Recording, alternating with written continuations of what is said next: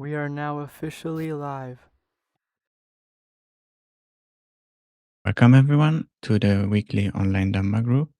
And today we will continue reading the commentary on the Dhammacakkappavattana Sutta by the late Venerable Mahasi Sayadaw.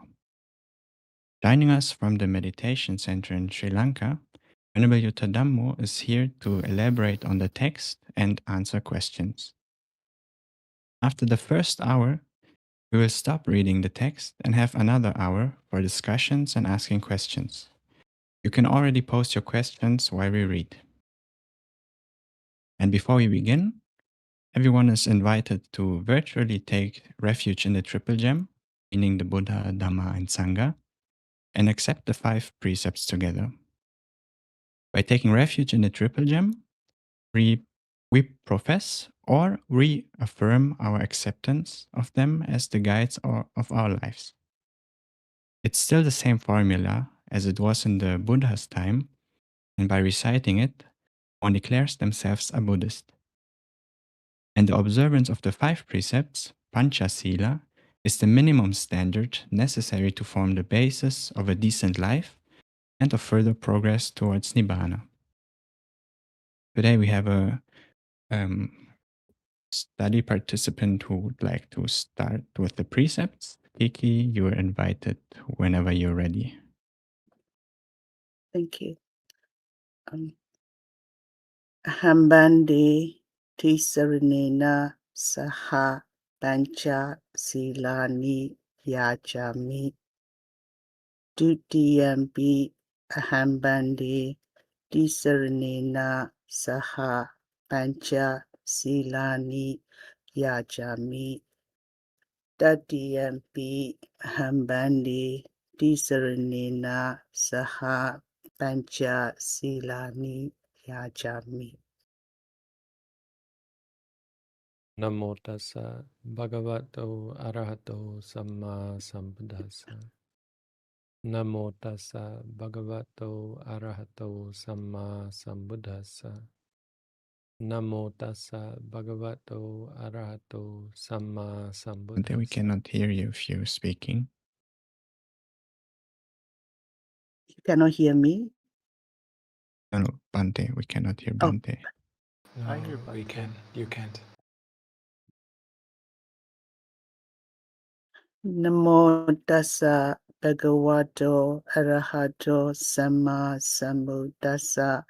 Namo tassa bhagavato arahato samma sambuddhassa. Namo tassa bhagavato arahato samma sambuddhassa.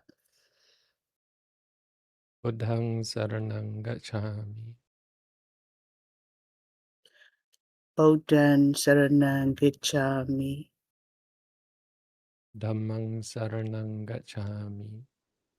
Dhamman saranang gacchami. Sanghang saranang gacchami. Sanghan saranang gacchami. Dutiyampi buddhang saranang gacchami. Dutiyampi Buddhan saranang gacchami. Dutiyampi dhammang saranang gacchami. Dutiyampi Dhamman saranang gacchami. Dutiyampi sanghang saranang gacchami. Dutiyampi Sanghan saranang gacchami. Tatiyampi buddhang saranang gacchami. Tatiyampi Buddhan saranang gacchami. Tatiyampi dhammang saranang gacchami. Tatiyampi Dhamman saranang gacchami. Tatiyampi sanghang saranang gacchami. Tatiyampi Sanghan saranang gacchami. Tisarnagamanang nititang. Adi. Parnatipata veramani sikkhapadang samadhiyami. Panatipada Viramani Sikkhapadan Samadhiyami. Adinna dana veramani sikkhapadang samadhiyami. Adena dana veramani sikkhapadang samadhiyami. Kamesu miccahachara veramani sikkhapadang samadhiyami. Kamesu miccasara veramani sikkhapadang samadhiyami. Musavada veramani sikkhapadang samadhiyami. Musawada veramani sikkhapadang samadhiyami. Sura meraya manja pamada thana veramani sikkhapadang samadhiyami. Sura miraya mancha pamadatana veramani sikkhapadang samadhiyami. Imani pancha sikkhapadani silena sugating yanti silena bhoga sampada silena nibuting yanti tasma silang visodhaye.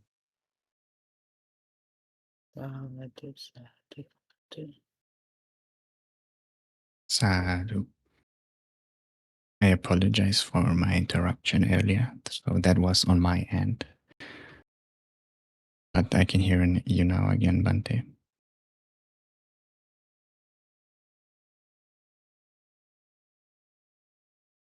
Okay.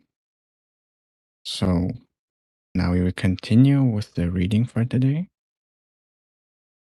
And if you have done at least the at-home course, you are welcome to join the stage. So please send an invite and we can see it then. We will continue with page 98 on the PDF. PDF page is 98. And the heading is Suffering of Rebirth. And before we start reading, please remember to read 2 paragraphs each. Read slowly and take a pause between each paragraph so we have time for questions or explanations. If the paragraphs are very short, you can read a little bit more. It's up to you. So I think it's you, Austin, that starts today. Thank you. Can you hear me? Yes. Okay.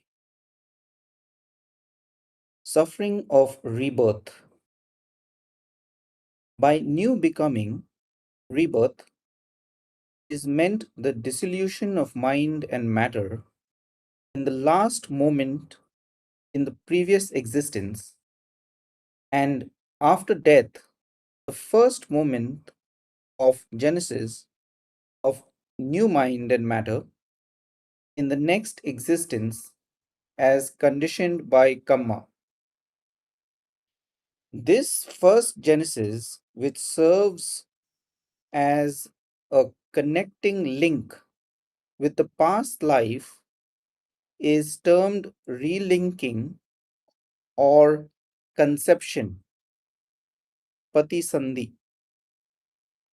The initial formation of fresh mind and matter. If this formation takes place in a mother's womb, then it is conception in a womb. Garbha Sakhya Patisandhi, which may be of 2 types: oviparous, Andaja Patisandhi, when the conception takes place in an egg, and viviparous, Jalabuja Patisandhi, when the embryo freely develops in the womb until birth occurs. So just to contextualize, we're talking about the truth of suffering. So the first one is that birth is suffering. So he's going to explain why would you say that birth is suffering? And so this is talking about birth and the various area surrounding it. So what he's talking about here is these two moments. There's a moment right before being reborn and then the moment right after being reborn. So in the last life, the last moment is called the Chutti Citta, the exit mind. And the first mind that arises after that, the next mind after that, is the rebirth mind called Pati Sandhi. Pati means back and Sandhi means linking, so relinking. Because the point is, without kamma, without craving in that last moment, without some kind of attachment in the last moment, there won't be a relinking. There won't be rebirth. So based on the nature of that last moment, one is reborn. I'm not sure how, I don't know how much he goes into rebirth here. He goes into much greater detail in his discourse on Paticca Samuppada, which is a really good book, very interesting. More so than the Anatta Lakkhana Sutta. The problem with the Anatta Lakkhana Sutta is it's very dry. It's great if you want to learn about the five aggregates, the six senses, but it's not as accessible as the Paticca Samuppada discourse. Anyway, they're both really worth reading. The Anatta Lakkhana Sutta is great because of the topic that it deals with. Anyway, in this sutta, he's not going to go into much detail about the process of rebirth, I don't think.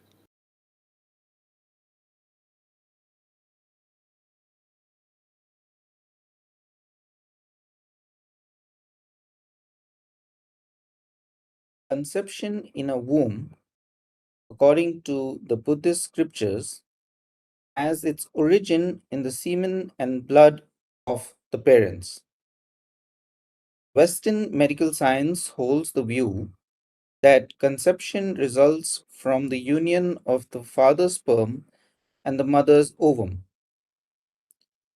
The two views may be reconciled by accepting that the father's sperm and the mother's blood are involved in a conception.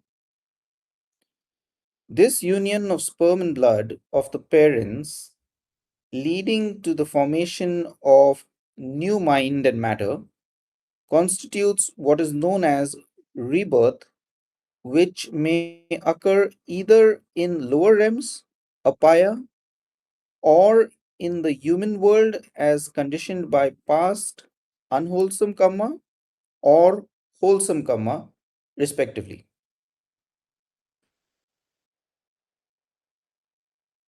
So I think the point, yeah, right, in the lower realms, because in the animal realms you can be born in a womb, obviously, as a dog or a cat or a wild animal, or in an egg. But that's due to the results. At that last moment, if it's an unwholesome mind, then it's most likely going to be rebirth in the lower realms. If it's a wholesome mind, it's going to be rebirth in the human realm. Or higher. But only the human realm has this womb conception. In the higher realms, the Deva realms, there's no wombs, there's no giving birth. Those the higher realms than human are reborn what is called Upapadika, which means fully formed.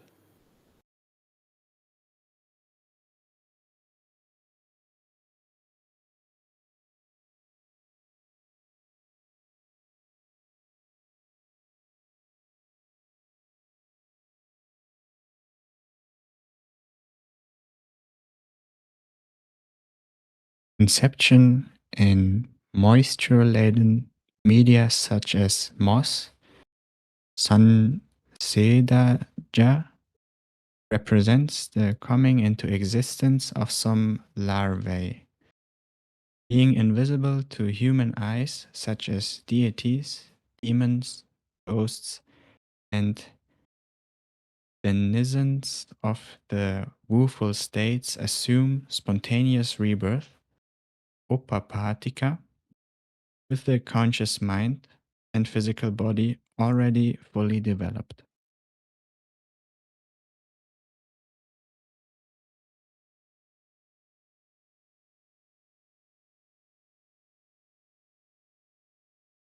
In all these four types of conception, the first moment of conception or Genesis definitely constitutes beginning a new existence or birth, jati. No suffering or pain exists, of course, at the first moment of Genesis, but since the origination of life serves as a basis for the later appearance of physical pain and mental suffering throughout the whole of ensuing existence, birth is called suffering. It is like putting one's signature on a document as a guarantor of some questionable transactions. There's no trouble, of course, at the time of signing the document, but because it is sure to cause difficulties later, the act of signing the document amounts to involvement in dreadful trouble, or, in other words, in suffering.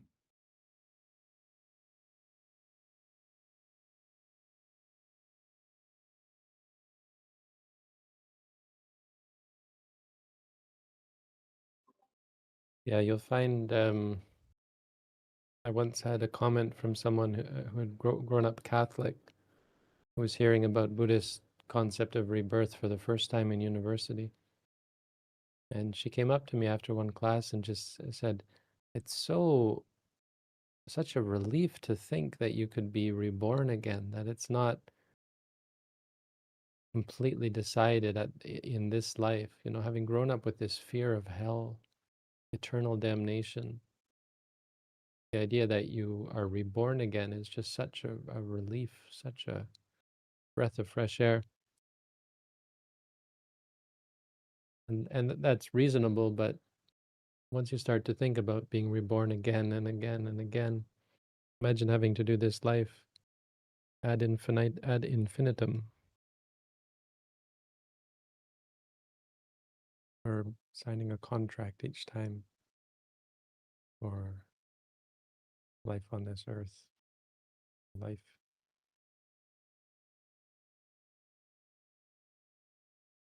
This is a difficult one, I think, because it's only an arahant isn't reborn, and even most Buddhists are keen to be reborn. So it's not a requirement as a Buddhist to believe that rebirth is suffering. It's a requirement to understand that this is the truth that we don't appreciate yet. That for most Buddhists, we're not likely going to realize that in this lifetime. But it's a part of the truth. That ultimately, if you're going to be reborn, you have to be prepared to face old age, sickness, and death. Honestly, the first ones are a group. Birth, again, wouldn't be a real problem if you, well, it wouldn't be as much of a problem if you didn't get old, sick, and die. If there wasn't suffering in life otherwise. So by itself, it's not really, as Mahasi Sayadaw says, suffering. But when you combine it with old age, sickness, and death, that's what it means. The rounds of rebirth, birth, old age, sickness, death, birth, old age, sickness, and death. That's the suffering of samsara.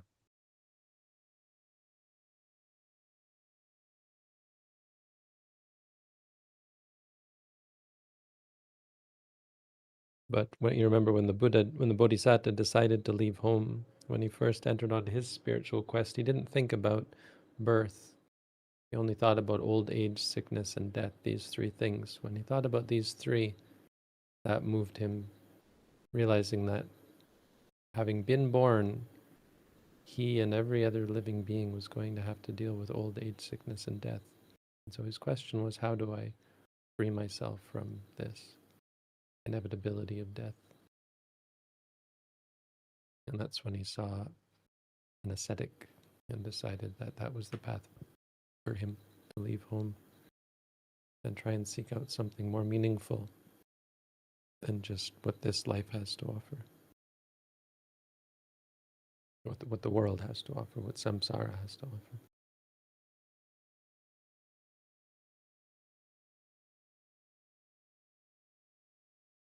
For further elucidation, suffering may be classified under 7 categories. Number 1, the suffering of pain, dukkha, dukkha. Number 2, the suffering of change, viparinama dukkha. And number 3, the suffering of conditioned states, sankhara dukkha. These three forming one group. Number 4, concealed suffering, paticcanana dukkha. And number 5, concealed suffering, apaticcanana dukkha. These two forming another group. Number 6, indirect suffering, pariyaya dukkha. And number 7, direct suffering, nipariyaya dukkha. These two forming the third group. So what that means is, I mean, it's fairly clear, I think, but you can think of dukkha in 3 ways, suffering in 3 ways, or in 2 ways, 2 different ways. So there's a group of 3, there's a group of 2, and a group of 2, which makes up 7. And there's overlap. It's not like these are each 7 of them indistinct. There's just 3 different ways of thinking of dukkha. The first way has 3 different ways of thinking of it. The second way has 2 different ways of thinking, and the third way has 2 different ways of thinking of it. Another important way to think of dukkha, there are 4 ways that you think of dukkha, and that is the dukkha vedana. Most people think of dukkha as being vedana. So they think, oh, suffering of life is pain. And as long as you can avoid pain, you find freedom from suffering. And so we spend our lives trying to arrange it so that we never experience pain. Do whatever we can to avoid headaches, backaches, toothaches, heartaches, all kinds of pain. Do whatever you can, and if you're lucky, you can avoid it. The spiritual people see beyond that. Someone who undertakes to practice spirituality generally has come to the realization of the second type, dukkha sabhava, that suffering is a part of life, that you can't escape it. Dukkha vedana as a theory is not sufficient, because some vedana you can't escape, and some suffering isn't just from vedana, like old age, sickness, constipation, incontinence, all kinds of like having to eat, having to urinate, having to defecate, things that are a part of life that are suffering, that are a cause for stress, a cause for unpleasantness. So this is what the Buddha found. He realized that him living a princely life wasn't going to free him from suffering. There has to be something greater than that. The third type is dukkha lakkhana. Someone who practices the Buddha's teaching anyway will see that suffering is intrinsic to all things, that you can't seek out happiness in anything. No thing is going to make you happy because they have the characteristic of dukkha, because they're impermanent. They're unstable, they're unpredictable, they're unreliable, and they're uncontrollable. They're ephemeral, they don't have any essence, so there's nothing you can cling to in the world. Dukkha lakkhana. And the fourth is dukkha satya. As you practice the Buddha's teaching, you realize dukkha satya, which is the truth of suffering, as explained in this sutta, the Dhammacakkappavattana Sutta, basically that nothing is worth clinging to. You have this realization, this like an epiphany almost. It just hits you clearly, like you see perfectly clearly that nothing is worth clinging to. Nothing is, or everything that arises is unsatisfying, not worth clinging to. And that's what has the moment that leads to cessation of suffering. I don't think he mentions that fourfold here.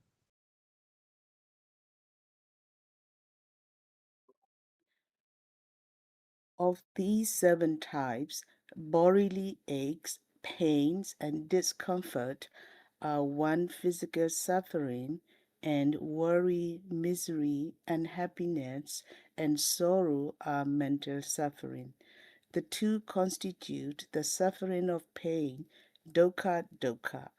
Its nature is suffering, its name is suffering, Hence, it is dreaded by every sentient being. And endurable physical and mental suffering is dukkha dukkha.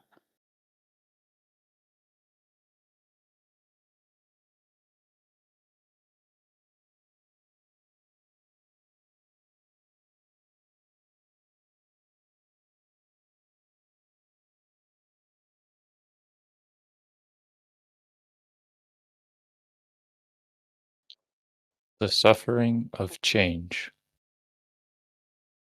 Physical pleasure, kaya sukha, arising from agreeable tactile impressions, and mental pleasure, cetasika sukha, arising from considering pleasant sense objects, are two forms of happiness liked by every sentient being.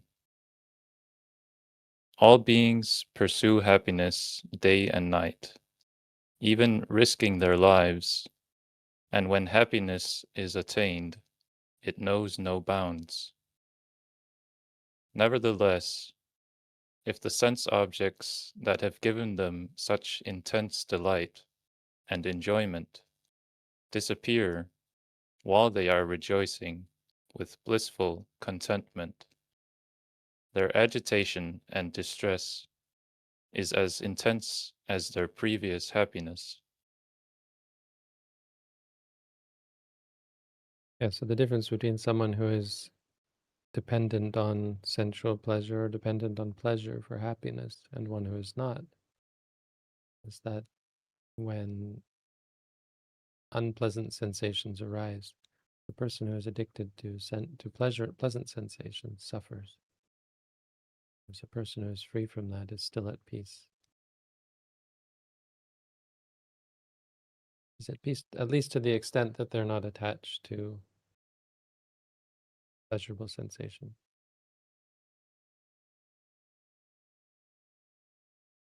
They don't expect pleasure. Their mind is not sensitive in that way. Because a person who is attached to sensual pleasure will find themselves tormented by unpleasant sensations or loss of even just loss or absence. Even at the time when you don't get pleasant sensations, you feel bored, unsatisfied, frustrated, annoyed, only because of the attachment to pleasant sensation.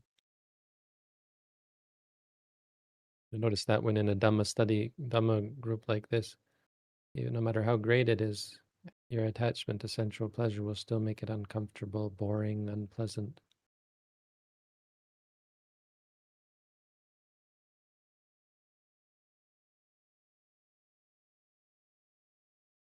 This is the suffering of the change, that it's changeable.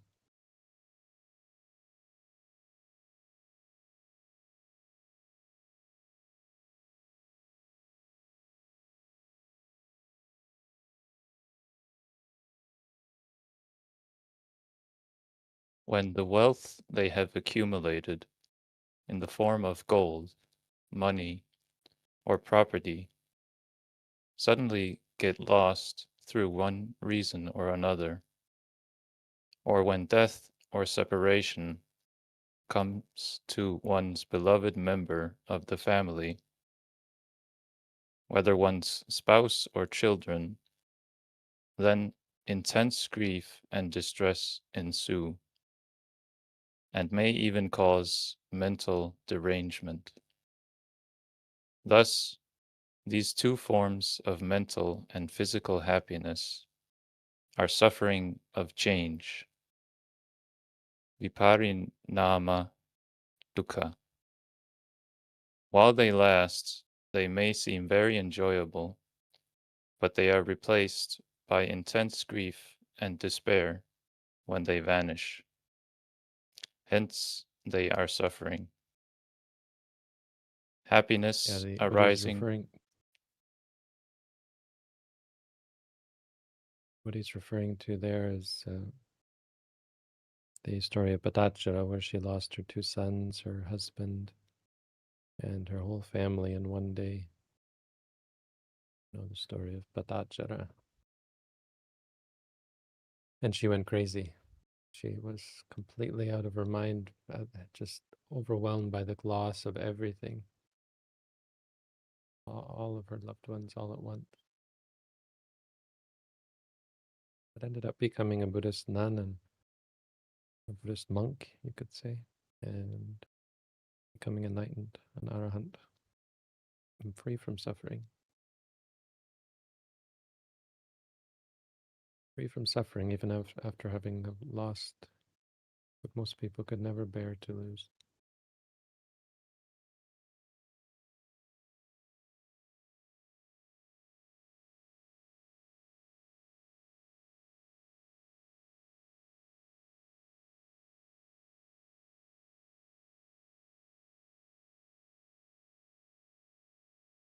Happiness arising from comfort and joy is viparinama dukkha.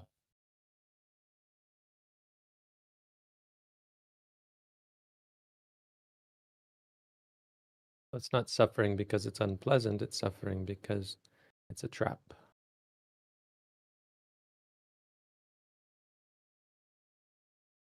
You really have to think deeper to understand the Buddha's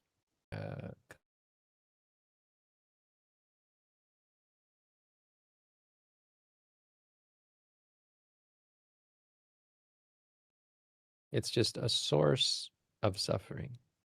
It's something that plays a part in us causing ourselves suffering, but in and of itself, it doesn't cause us suffering. But the same goes for dukkha. Painful feelings don't necessitate suffering. They too are just a source by which we cause ourselves suffering.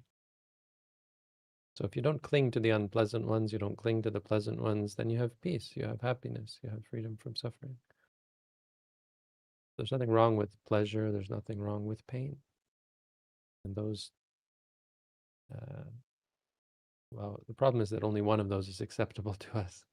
They hear that there's nothing wrong with pleasure, most people are relieved. Buddhists, when they hear, oh, it's okay to experience pleasure, well, they're relieved by that. But when we also say it's okay to experience pain, well, that's a bigger challenge. But you have to understand both. To understand the Buddhist teaching, you have to appreciate that, yes, it's okay to experience pleasure, but it's also okay to experience pain. And there's nothing good or bad about either. But as soon as you see one is good and one is bad, you start on the path to cause yourself suffering.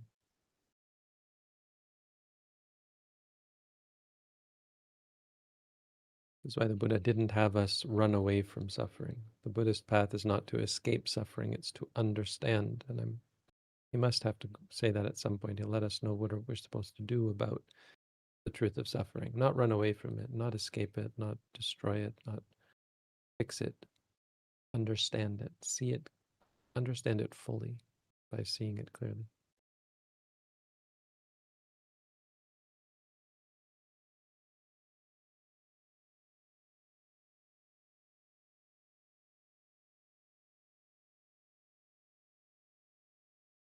Suffering of conditioned states. The ordinary, everyday scene that one sees, hears, or comes into contact with, neutral sense objects inspire neither pleasure nor pain. This neutral condition, by which nature is neither painful nor pleasurable, is called neutral feeling, upekkha vedana. This equanimity does not, however, exist permanently. It needs constant maintenance of its necessary conditions for continuity of this medial state. This implies laborious effort, which, of course, is suffering. Hence, this equanimous feeling, which is neither painful nor pleasurable, is called the suffering of conditioned states, sankhara dukkha. In addition to this equanimous feeling, all other mental and physical formations of the mundane sphere are also called suffering because they need constant maintenance.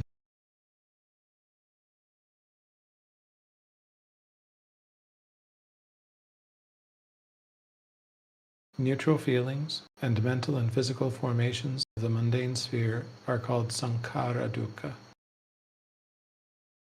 So sankhara, the idea in sankhara is something that is formed. This word is used in different contexts, but the idea and the usage of it here implies that it's something that has to be built up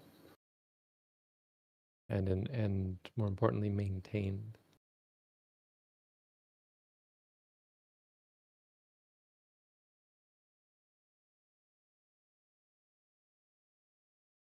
Feelings of happiness also require constant conditioning for its maintenance, and as such should also be classified as sankhara dukkha.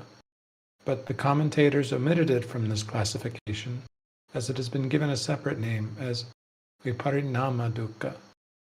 Nevertheless, it should be regarded as sankhara dukkha too, since it is obvious that considerable effort is needed for its maintenance.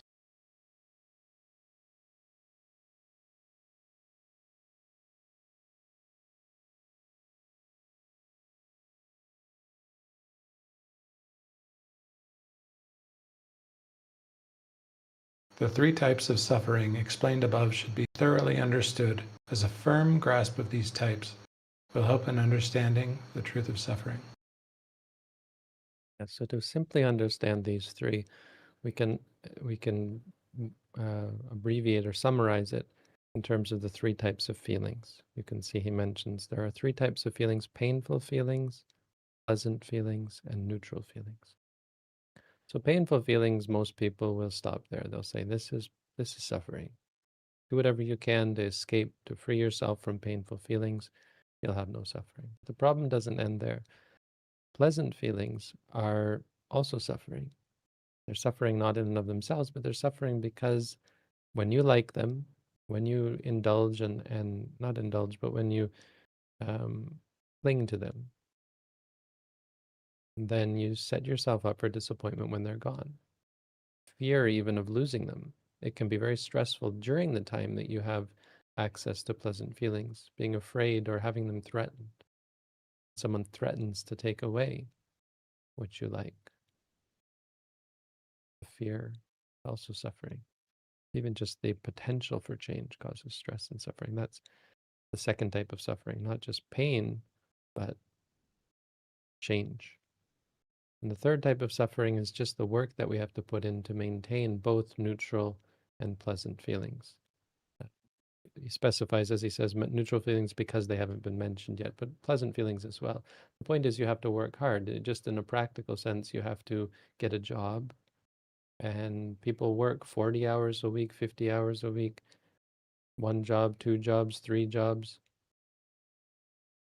all for the purpose of enjoying their pleasant states, or more specific, more according to the commentary, just the state of stability. You know, when we talk about neutral feelings, just the ability to have a house, to have a stable life, to have food on the table, not even talking about the pleasure of these things, just the sense of security and the peace of mind, you know, that comes from all the work that we do. And we take it for granted. We say, well, that's great. I've really accomplished something. But it's something you have to work at. It's something you have to continuously work at. And even if you have a house and family and a car and food on the table and money in the bank, even then there's constant work that has to be done to maintain your own peace of mind. You're constantly bombarded with all of the stresses of life and all of the requirements and responsibilities once you have children, the responsibilities having children when you're married, even without children, responsibilities to your parents, responsibilities to friends, and so on, responsibilities to society, to the government, and on and on and on. All of these things just to maintain our stability, our calm state. And then just to be sure that we're going to be born again in a good way. So if you're talking about rebirth, just to be sure that we aren't born in a bad place takes a lot of work. We have to be kind to others. We have to be generous and ethical and moral. We need to do work. We have to practice mindfulness meditation so that our minds don't become disturbed and corrupted and polluted. So if your goal is just to be reborn in a good way, well, you've bought into the trap of sankhara dukkha, but it's still sankharas, even the good ones, and you have to work for them. Whenever you get lazy, when rich people get lazy, they're not reborn in a good place. This isn't belief, it's not just faith. Look at these people who are rich but corrupted of mind, or poor and corrupted of mind, or just corrupted in mind. There's no sense that that mind is going to lead to a good rebirth. It's just not possible.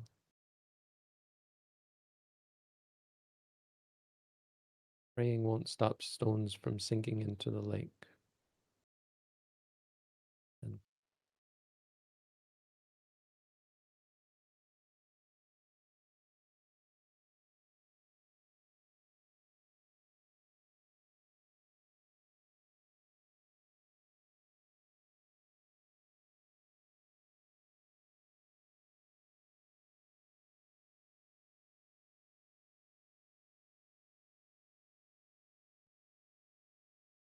Concealed and unconcealed suffering. Physical ailments such as earache, toothache, headache, flatulence, and mental afflictions arising out of unfulfilled desire, rage, disappointment, misery, and worry are called concealed suffering, paticchana dukkha, because they are known only to the suffering individual and become known to others only when intimidated by them. As such, suffering is not openly evident. It is also called unapparent suffering, apakata dukkha.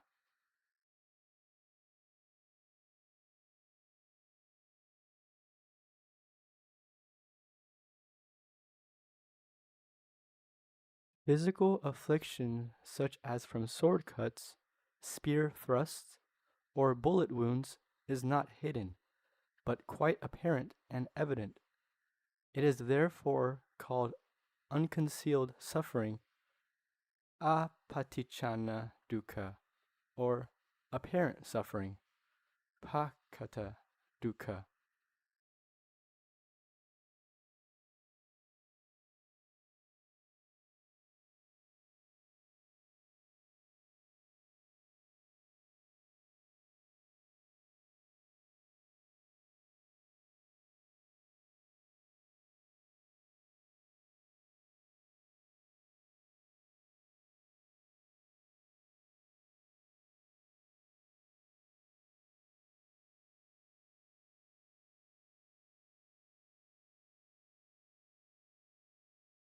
Direct and indirect suffering.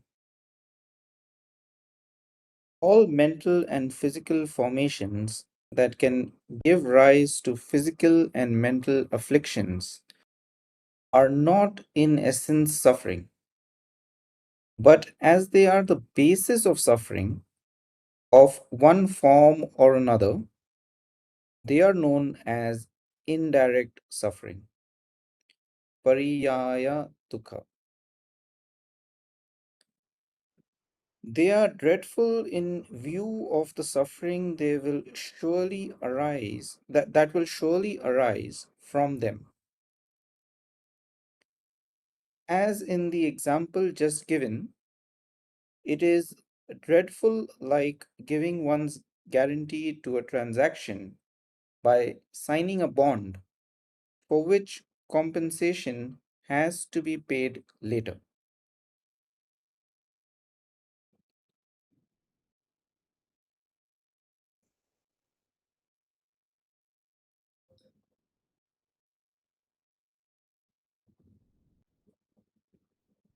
The suffering of pain, dukkha dukkha, is intrinsic. There is no doubt as to its action. It is therefore known as direct suffering, nipariyaya dukkha.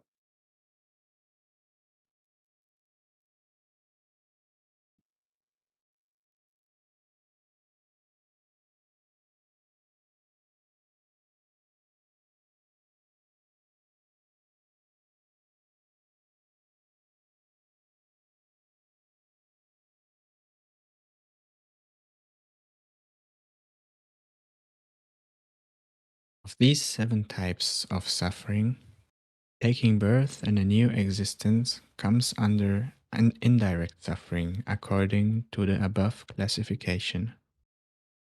All kinds of suffering in hell, such as subjection to millions of years of incineration by hellfire, or tortures by the wardens of hell, arise because of birth in hell as a consequence of past unwholesome karma. All kinds of suffering in the realm of hungry ghosts, such as starvation or scorching fires for billions of years, arise because of birth in that realm as a consequence of unwholesome karma. Hardships and troubles in the animal kingdom suffered by cattle, elephants, horses, dogs, pigs, chickens, birds, goats, sheep, insects, etc., arise because they happen to take birth in animal existences.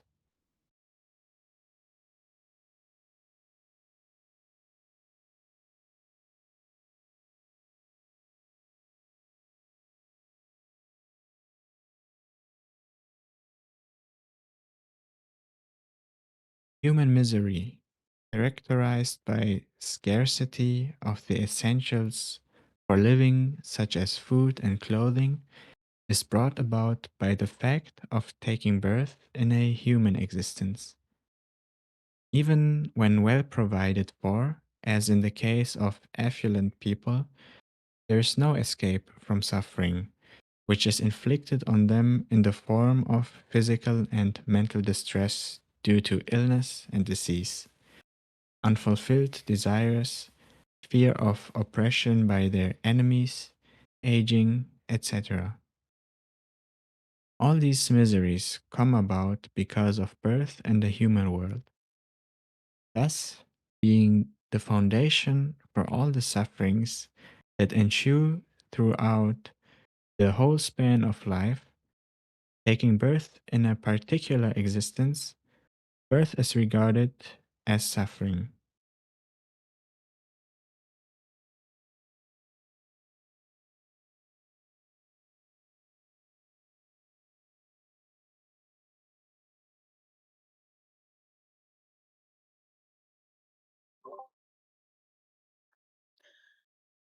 Suffering in a mother's womb. When one takes conception in a mother's womb, one comes into being in the disgusting womb, which is situated in between the stomach, filled with undigested food, and the rectum, the receptacle for etc., feces and urine, depending for one's body substance on the parent's sperm, and blood, which is loathsome indeed. The very thought of having to stay amidst a filthy mass of sperm and blood is revolting and nauseating. There is no knowing whether one has descended into a human womb or a womb of a cow or a dog.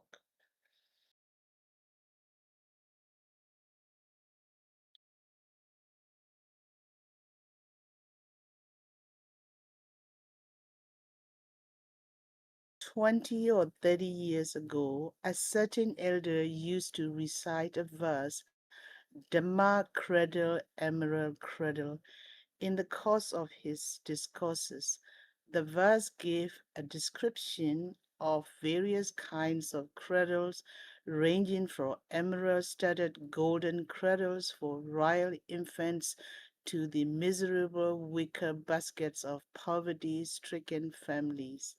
In one stanza of the verse was the query, aging is gradually creeping, for which cradles are you heading? This question is quite apt, since after aging comes finally death, And if craving still remains, death will inevitably be followed by rebirth in a new existence. Even if one is reborn in the human plane, one is bound to start life in one cradle or another. The question is, which kind of cradle? An emerald-studded golden cradle awaits those with an abundance of wholesome karmas, while those burdened with unwholesome karma will head straight for a wicker basket in a wretched home. The verse was an exhortation urging people to do meritorious deeds to assure a high-class cradle in their next existence.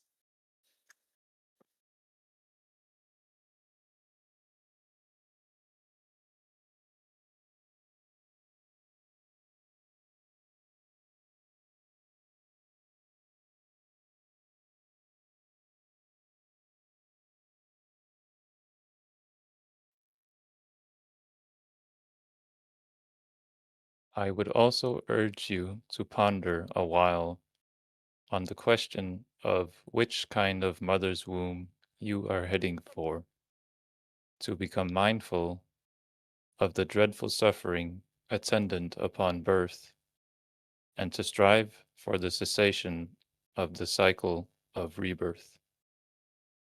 Even if one cannot strive for complete liberation yet, at least try to avoid a lowly rebirth.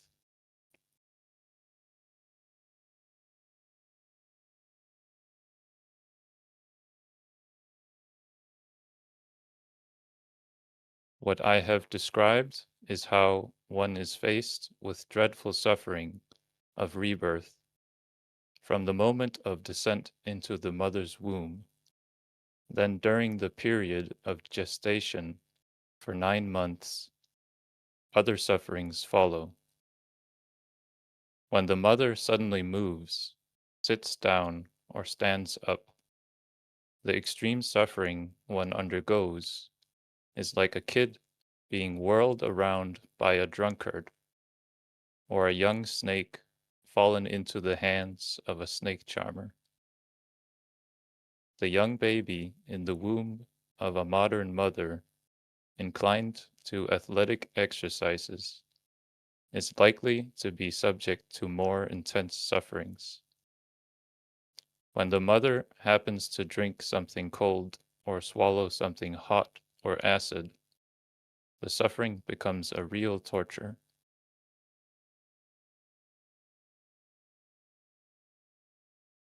I was just reading, yes, the next paragraph, actually. Let's read the next paragraph first.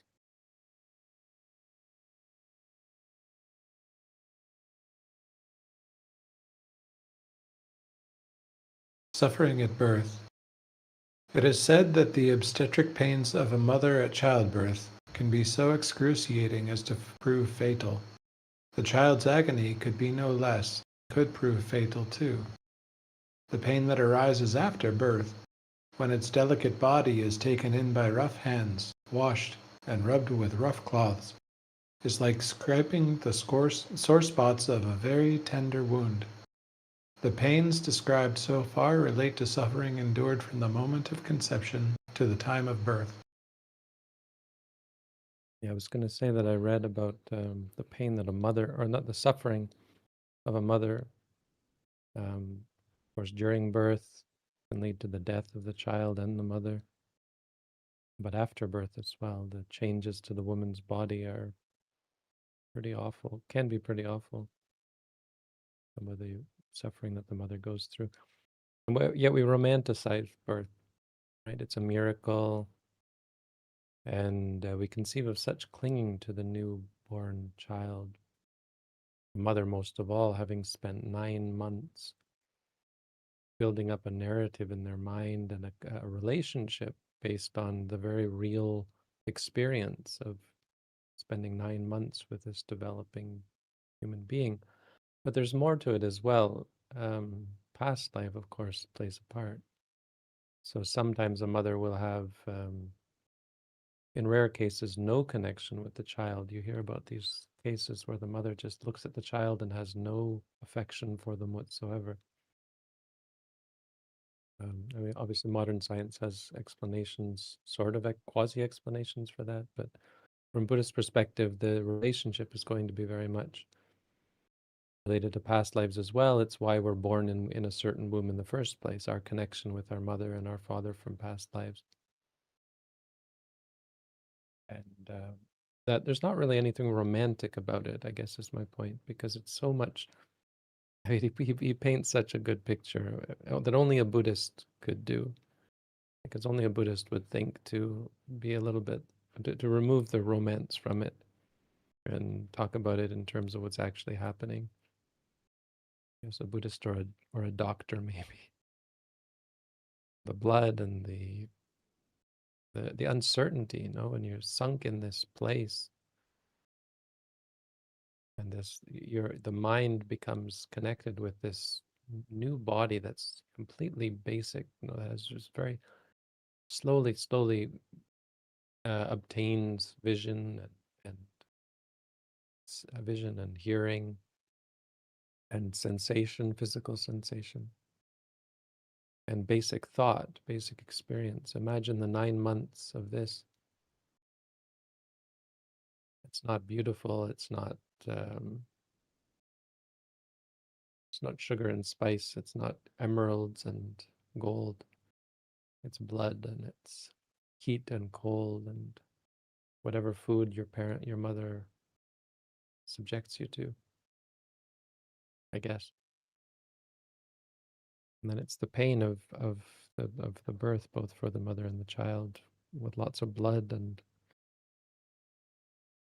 suffering for the mother and well, the beginning for the child to have to face all of the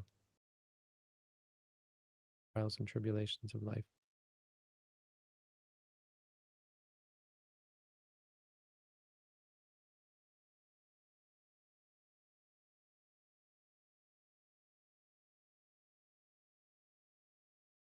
Suffering The throughout romantic life. aspect comes from our attachment.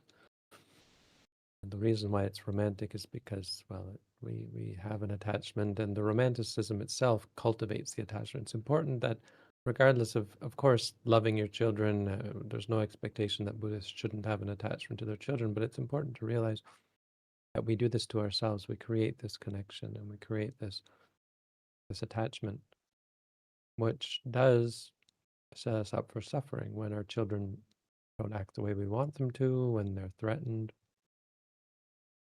when we lose our children. You lose a child, it can be devastating because of all of not because of how wonderful it is, but because of how much you built up in your mind this attachment over the 9 months, and at the moment of birth, the excitement of having a new child and so on.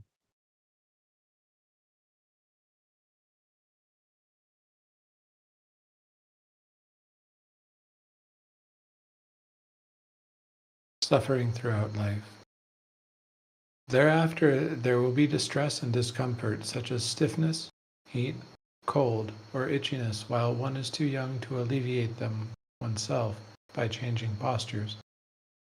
Innumerable difficulties are bound to follow when one grows up and has to face the problems of earning a livelihood. One will become subjected to maltreatment and oppression by others, to diseases and injuries. Yeah, a big problem is that we have the narrative that this is somehow right. I mean, in many societies, I don't know, I can't speak for all, but I think a big part of it is the theistic religions that present this as being God-given. This is the way of God. We are made in the image of God. And it's all right and perfect. And man was made in his image, and whatever they say. Or in Hinduism, where this is all the plan of Krishna somehow, and Krishna is playing a game, and this is a game that somehow is divine, something like that. Anyway, And so we think of the human situation for this reason and other reasons as being just the way it is, and the way it perhaps we might say should be. And so we take it as a matter of course that you have to get sick, that a child getting a terrible sickness or even dying in their adolescence, that somehow this is a part of God's plan, or at the very least, it's just nature. This is just the way it is. And so we don't think bigger and question. We don't all the time question the rightness of this, the justice of this. That it's somehow right to have to encounter all of these stresses and sufferings. We instead focus on the joys because we operate on the axiom that this is somehow perfect. This is the way it should be. This is the way it is. Human life is life. Life is human life. And so you have to ignore or accept. You have to accept the negative side. Buddhism doesn't accept, the Buddha didn't accept the negative side is the point, saying that there has to be a way better than this. Human life, there's nothing perfect about it.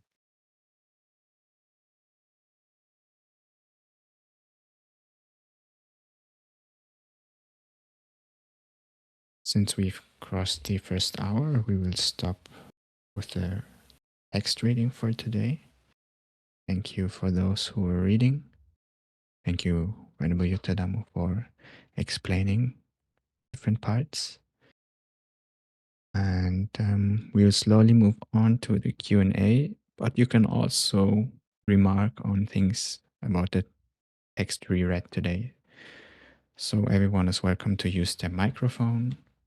And if your webcam is working, you can also turn it on if you want. And maybe I will just go on with my what I found. And interesting is that it seems like only in Buddhism we recognize that a child, like an infant or the baby in the womb, is able to be conscious. So, I mean, it's pretty obvious once it's in the world, like screaming. But even then, I think science says no, they're not able to think, or they're not able. I'm not quite sure what is being officially said, but that's kind of how I understand what most people think. But here it's quite obviously stated that even the human in the womb is suffering immensely. No, it is complicated, and I don't think everyone just has the naive idea that at the moment of birth there's suddenly consciousness. But most people, I think, believe that the general consensus is it's late in the pregnancy when consciousness begins to form, which is not true, but obviously you can't measure consciousness. You can't, there's no tools that can, there's no instruments that can register consciousness. They can register brain activity, but an important point is that brain activity is not synonymous with consciousness.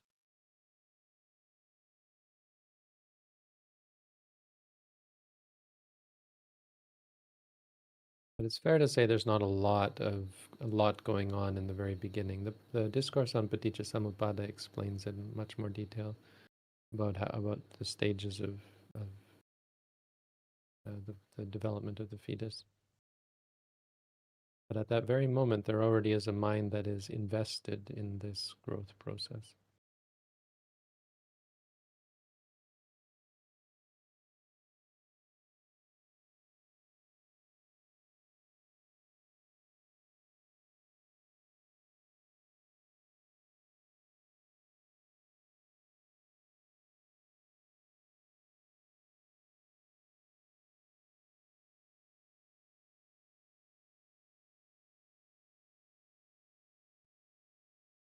Bhante, I would like to transition to our first question that we have.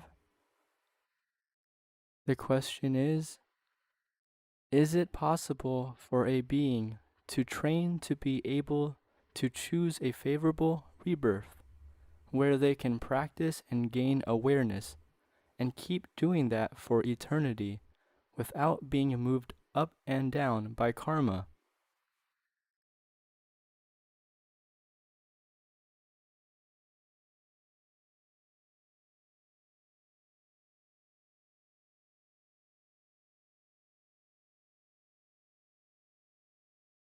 Well, the only way you can be free from the effects of karma is, or free from the performance of karma, is to be enlightened, in which case you wouldn't be reborn for eternity.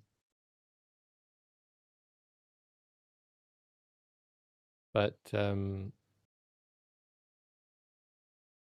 mean, in the mechanisms are there, so it's possible to train yourself to have favorable rebirth, for sure. That's a big part of Buddhist theory.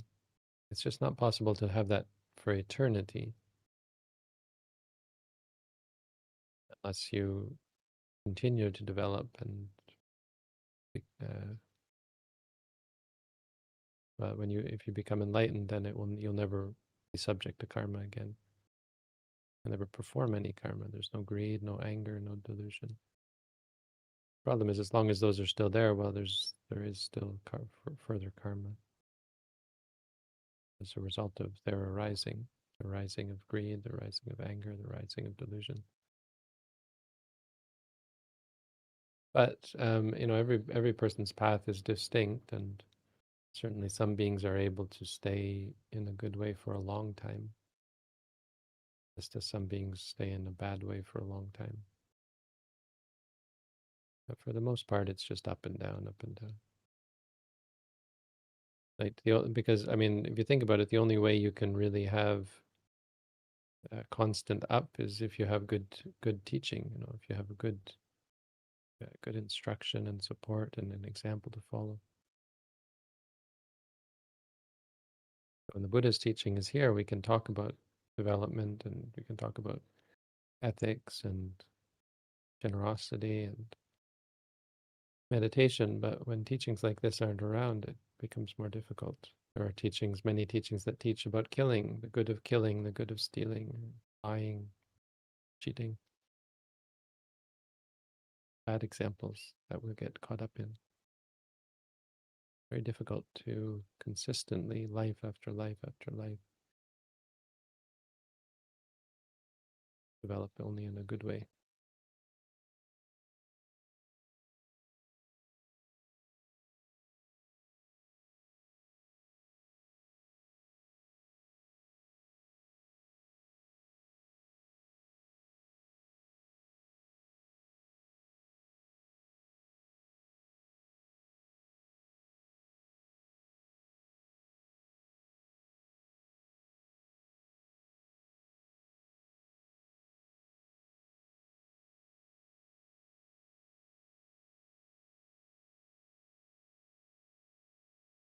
The next question, Bhante.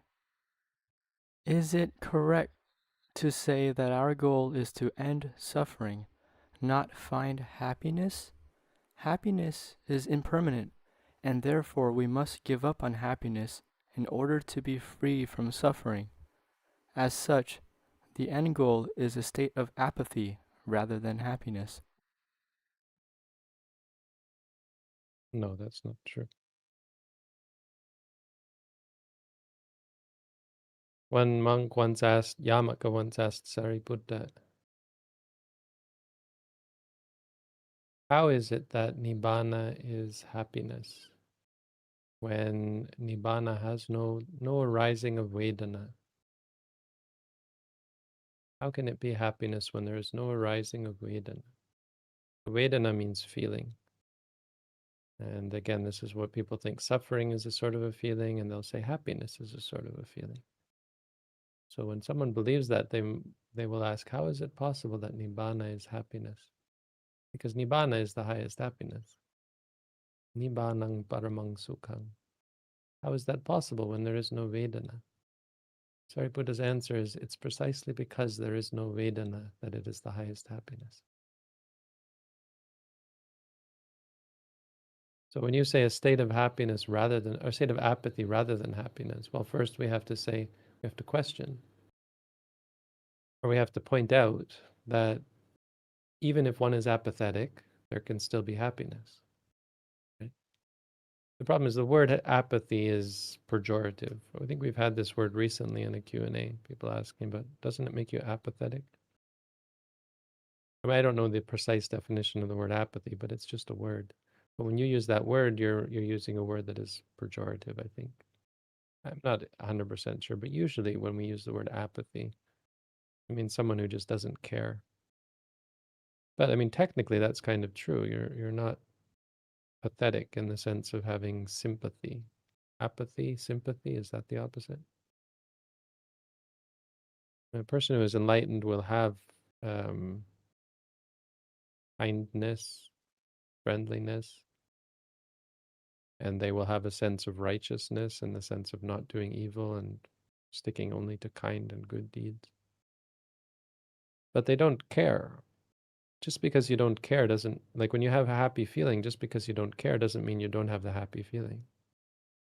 That's an important point. I think people miss that. I think people would say that can't be right. How could you be happy about something if you don't care about it? That's because we use the word happy wrong. We say you have to be happy about something. And that's not true. You aren't happy about something. There's happiness and you like that happiness. You like the thing. You aren't happy about things. Happiness arises.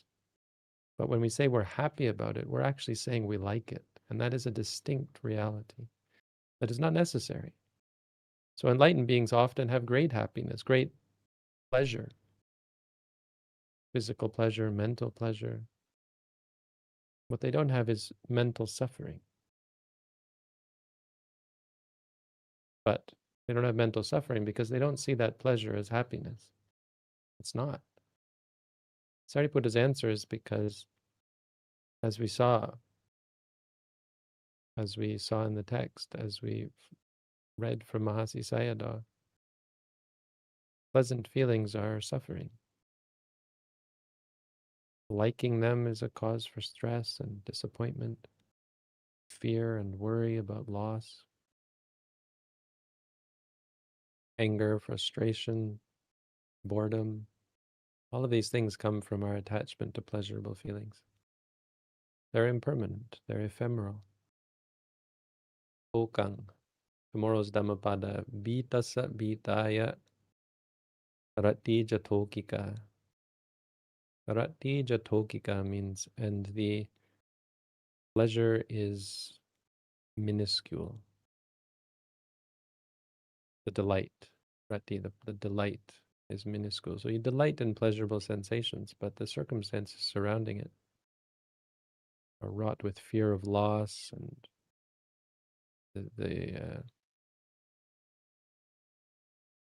anything that might threaten our happiness, threaten our pleasure, our delight.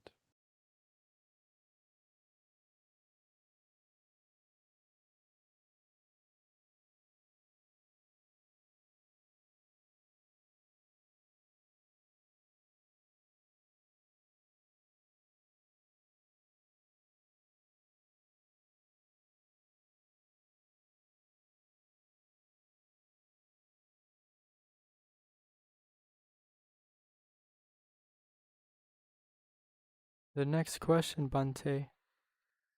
Could you explain why should we try to observe until it disappears when the object also disappears every moment?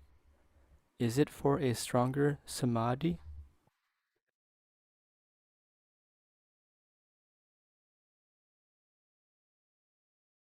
Well, seeing things disappear is a part of seeing impermanent. It's a part of the change that comes about. The change from clinging to things, desiring things, to seeing that they're not worth desiring.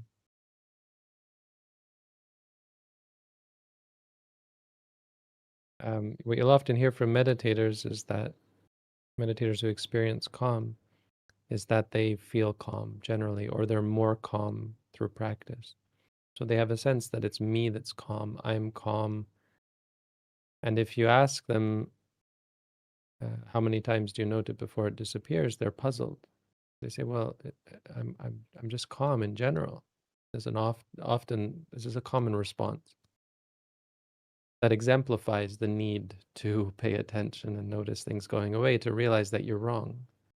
It's not you that is calm. Calm is not a state of mind that you have during your practice, that you acquire and carry around like a badge. Calm, like everything else, is something that arises and ceases. By seeing things arise and cease, you start to get tired of them. You see that they're not really the be-all, end-all of happiness. You see that what Mahasi Sayadaw said, the bad ones are just painful, of course, but the good ones, they change. You spend all this time and energy clinging to the good ones only to have them just disappear whenever they feel like it.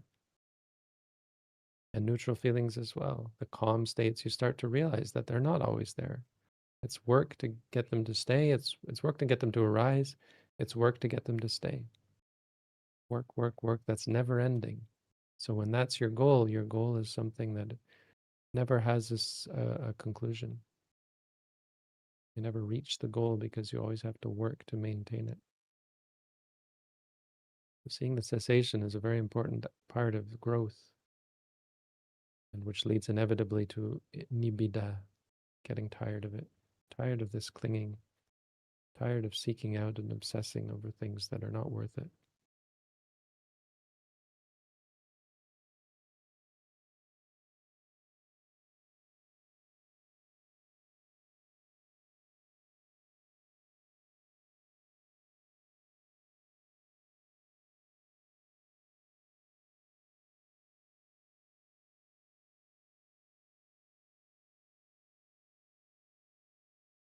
Ante, the next question. When one dies, the mind also dies. So does the linking of the mind in the next life happen right away?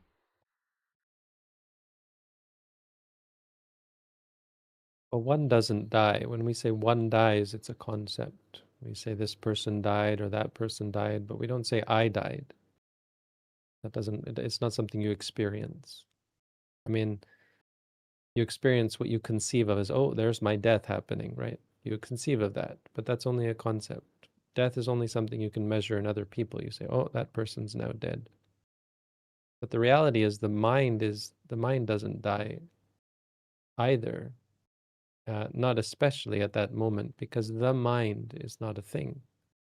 Mind is an aspect of experiences. Experiences arise and cease. So the mind is a thing that arises with the object and ceases with the object every moment. There's three kinds of death. Conceptual death, which is the death of a person. We say this person died or that person died. Momentary death, which is death at every moment. Every moment we're born and die, born and die. And the third is samucheda marana, death by cutting off. This is true death, the death of defilements. So the mind keeps being born and die, but when you see when you see the Four Noble Truths, that nothing is worth clinging to, and the mind lets go, then there's the cutting off of defilements. The samucheda, the cutting off, death that is true cutting, is only the defilements, so the death of the defilements. No greed, no anger, no delusion. That being said, the actual question you asked, does the linking of the mind in the next life? So linking is just describing the nature of these two minds in succession. But that's happening constantly. It's just that these two minds are significant because they signify a profound shift in our physical circumstances, really mostly our physical circumstances. The mental circumstances are thereby affected by the physical circumstances, but it's the big change is that the physical falls apart. The physical dies, right? The bodily system breaks down, ceases to be a vessel to carry the mind or for the mind to connect with. This happens throughout life as well, where the mind ceases to connect with the body. Astral travel is where the mind disconnects from the body. It can happen with strong states of concentration, temporarily anyway. But when the body breaks down, that connection is forced. The body is no longer recognizable as the brain ceases to function and the heart ceases to function. The mind is unable to grasp at it. But the reality is that it's happening moment after moment after moment. So it's all immediate. One moment is immediately after the other. And we identify the last moment that can be said to be in this life and the first moment that would said to be in the next life. But there's still just two moments on the chain of the mental arising and ceasing.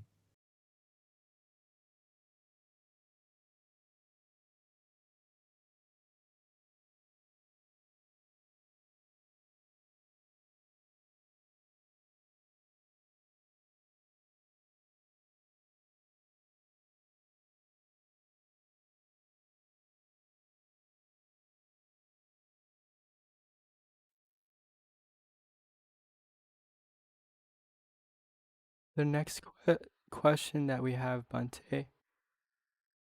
In meditation, should intense effort be employed to maintain focus, or should one be more relaxed?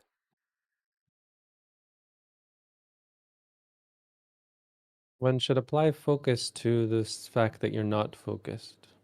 So when you try to maintain focus, you're ignoring something that you identify as being unfocused.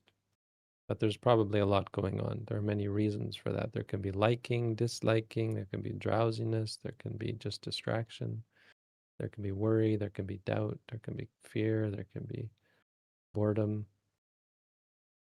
All of those things are things you should focus on. So intense effort to maintain focus is never the answer. It's never actually going to be focusing. It's going to be ignoring. If you read the Satipatthana Sutta, the Buddha said, when your mind is distracted, you know it's distracted. When your mind is sluggish, you know that it's sluggish. Focus on the state of mind. You will never need to force because it's right there in front of you. All you need to do is apply the mantra. We've co-opted this idea of mantra meditation as fixing and focusing you on a specific object, fixing and focus you on every single object as it arises and ceases. The result is similar. It focuses your attention to the object, but the outcome is very different. Practice is the same. The outcome is just that you, instead of becoming absorbed in this conceptual object that lasts from moment to moment, you'll see things arising and ceasing moment by moment. That's impermanent, unsatisfying, uncontrollable. So you shouldn't be intensely effortful, and you shouldn't also be relaxed. You should be mindful of whatever you experience. If you're relaxed, that should be your object, noting relaxed, relaxed. If you're distracted, you should note distracted, distracted, and so on.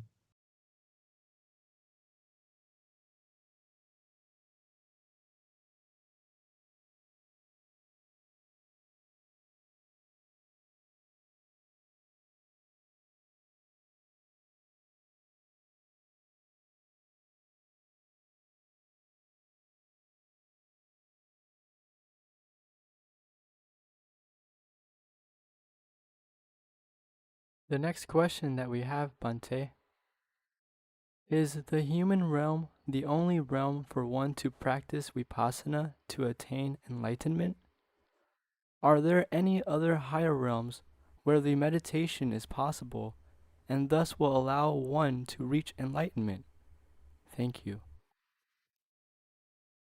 Yes, any of the Deva realms, any of the realms of sensual heaven are probably far better for practicing the Buddha's teaching, provided you are inclined to practice the Buddha's teaching. The big problem with any kind of pleasant rebirth, you can see it on earth. People who have good karma and are born rich or powerful often become incredibly lazy, corrupted, and intoxicated by their pleasure.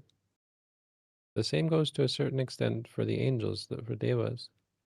So certainly it's conducive. The question is, are you going to make use of it? Like, think of rich people. Someone who's insanely rich could absolutely do anything they want. They could come to a forest monastery and practice meditation. It would be like something they would just have to snap their fingers, and they could practice the Buddhist teaching. They could build their own monastery. We hear about this. Rich people building monasteries and then ordaining to go and live in that monastery. This has happened in Sri Lanka. I'm sure it's happened elsewhere as well. So they could if they wanted, but how many do that? Heaven is similar. Similar, but heaven requires a much higher level of goodness. So because of that higher level of goodness, it's unlikely that they're going to be terrible people up in heaven. It's much more likely that they're going to be receptive to things like the Buddha's teaching. And so as a result, you hear stories a lot in the commentaries, and I think even the suttas. Well, yes, of course. I mean, in the suttas, you have many devas coming to visit, to talk with the Buddha and learn from him, and become enlightened quite quickly, quite easily.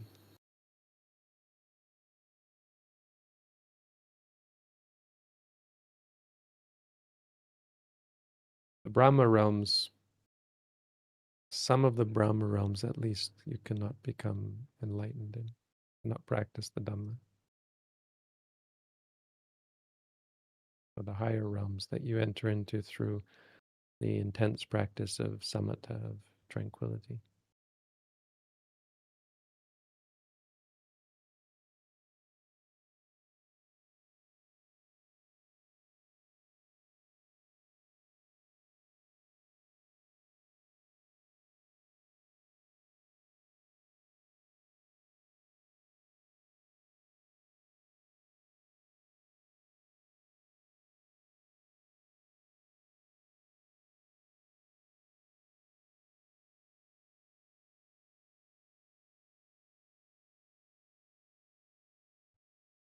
The next question, Bante.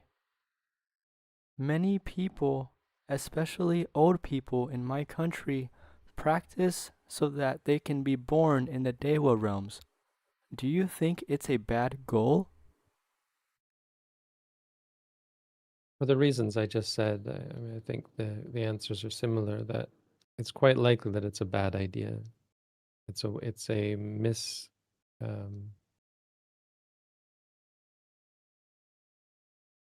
but it's an improper application of effort, because most of those people are not inclined to cultivate the wisdom to understand the benefit of the practice of the Buddha's teaching. So if they simply engage in good deeds and kindness, they're more likely to go to heaven and never engage in the practice of the Buddha's teaching there. But there are many solid Buddhist practitioners up in heaven, even in the many heavens, even as we speak. And so it may very well be that at this time, it's much easier for those people much more likely for those people to make friends in heaven with people who can guide them. Anathapindika is in heaven, Visakha is in heaven. Many Buddhist lay disciples who didn't attain arahantship are up in the many heavens. And so rebirth in heaven is not really ever a bad thing, but you should always, as Buddhists, set our goals on wisdom, on understanding. And even if we don't have the wherewithal to practice mindfulness, to gain vipassana wisdom in this life, we dedicate ourselves to that as our highest goal. That if we're going to heaven, we appreciate that heaven is not permanent and it's not our ultimate goal. That heaven might be our intermediate goal. That if we get to heaven, then we can practice more easily without our children and our debts and our jobs and our attachments to society, to the world. In heaven, we'll have a much better opportunity to practice if we're inclined in that way. So our determination is important. This is why even when people come and give gifts at the monastery, a big part of it, or a part of the offering ceremony, is to say Nibbana Pachayo Hotu. May this be a condition, Pachaya, may this be a condition or a support for my attainment of Nibbana. Nibbana Pachayo Hotu. Determination that we make, that the people giving make, along with many other determinations.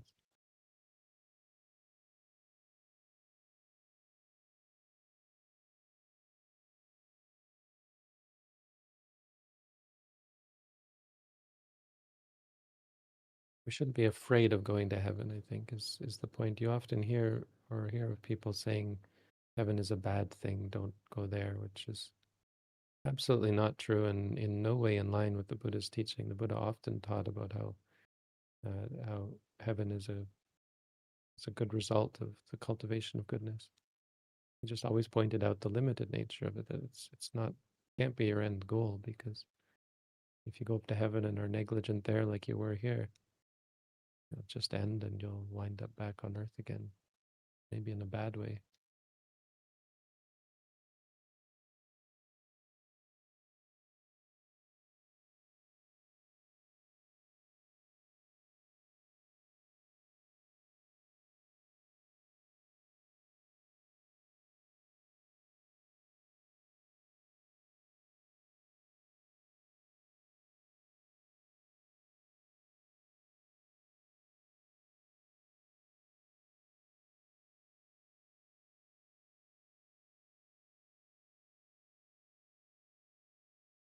The next question that we have, Bhante.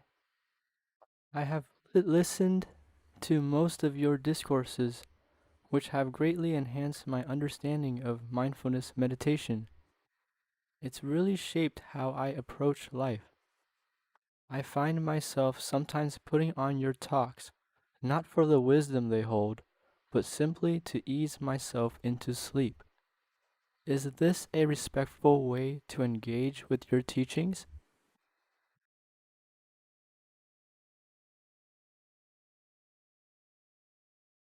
No, I wouldn't do that.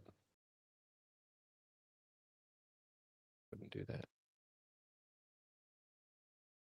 Because I think you should face whatever it is that's making it difficult for you to sleep. That's much, much more important. All you're doing is, this is called ASMR, I think. I don't know a lot about ASMR, but people have used my videos for ASMR because, I mean, I guess being an orator, someone who talks a lot in this way, I've developed a calming voice. I don't know how it happened. I don't think I have naturally calming voice. I think it happens because you develop the skill of speaking, I guess. So people use it for ASMR, and no, that's not good. That's just some kind of, at best, it's just a tranquility. At worst, it's an attachment.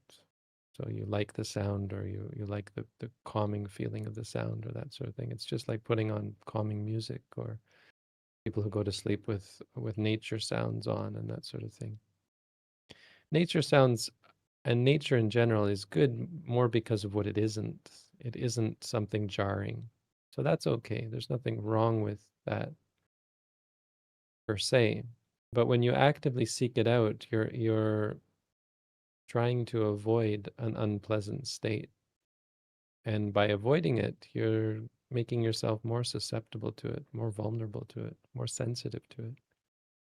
So really an important part of Buddhist practice is to face the stress that relates to insomnia. No, I was insomniac when I first started practicing, and it really just completely changed that. Well, maybe not when I first started, but when I was younger, I had insomnia pretty bad in high school. And some of university, I guess, but just stressing until 3 a.m. Why can't I get to sleep? How can I get to sleep? And that, of course, that changed completely when I started practicing, absolutely. Because suddenly it's, well, if I'm awake, I can be mindful. Isn't that a good thing? Mahasi Sayadaw says, it's not really hard to fall asleep. If you're mindful, you'll fall asleep pretty quickly. Your body will just be okay with sleeping because you don't have the worry and the stress about needing to sleep. But it's not a good thing. Staying awake is a good thing. If you're awake and mindful, you could even be awake all night. And if your mind is clear and pure, get up and function perfectly the next day without having any sleep. So you shouldn't work on trying to sleep easier. You should work on trying to be more mindful. Don't worry about how much you sleep. It's a fallacy that we need so many hours of sleep. Now, people who are not mindful need lots of sleep and need much more sleep and probably do need 8 or more hours of sleep. But a person who is mindful, truly mindful, doesn't need any sleep whatsoever.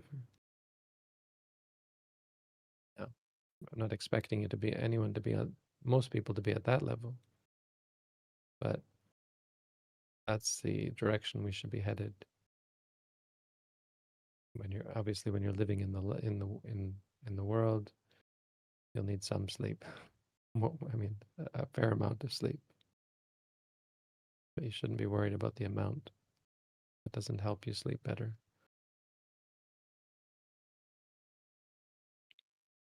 Sleep is an important time to be mindful when you lie down at night. You shouldn't be relying on anything to help you sleep.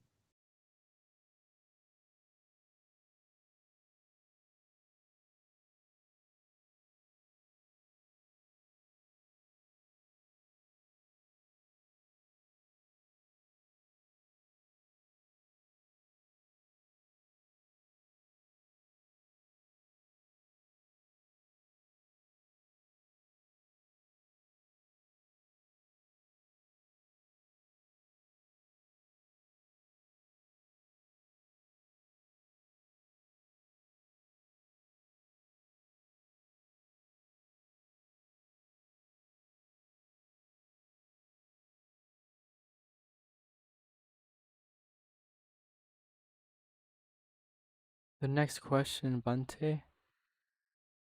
When I feel pain during meditation and note it, the pain goes away but is replaced by a neutral feeling. Is this how an enlightened being always perceives physical pain? The enlightened being doesn't dislike the pain. So they will experience pain just like anyone else, but there won't be any disliking of it. That's the distinction there.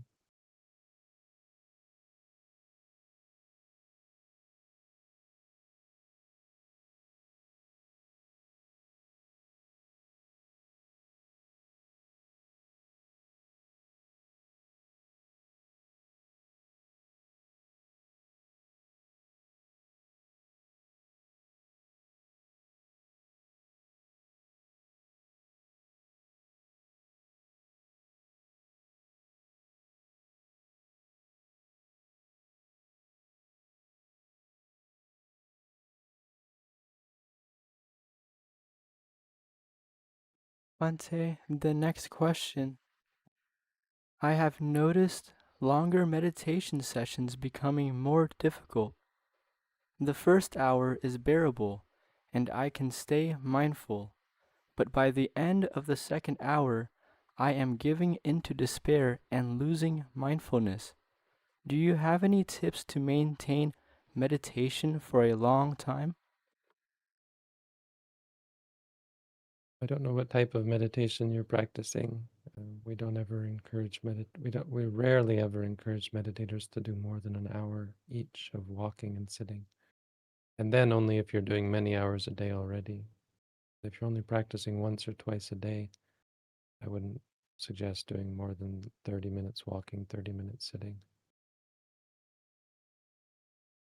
trying to do more than that, you really need to be in an intensive meditation session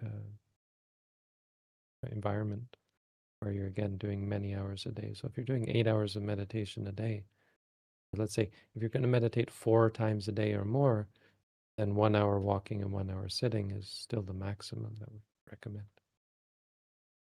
But I don't know what you mean by mindfulness, because I don't know if you're practicing our technique, but when there's despair and whatever you call losing mindfulness, our idea of mindfulness would be to note these things when there's despair, whatever you mean by losing mindfulness.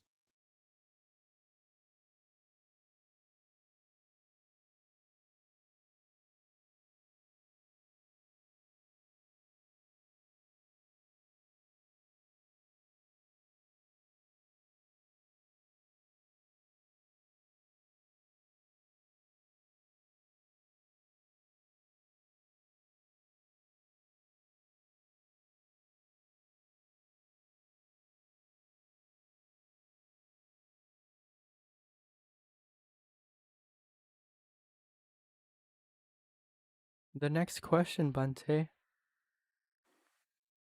How does awe and wonderment relate to my practice as a Buddhist?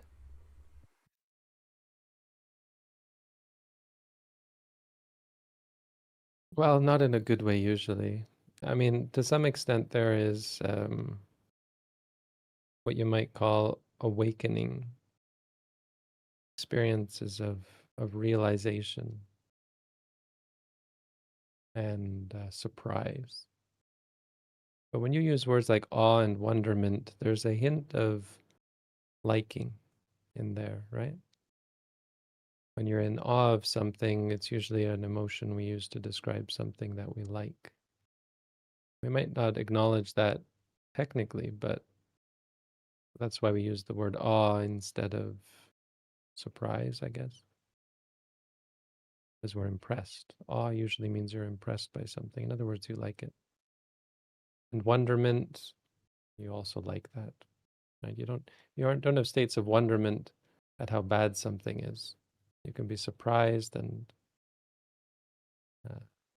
it's not wonderful.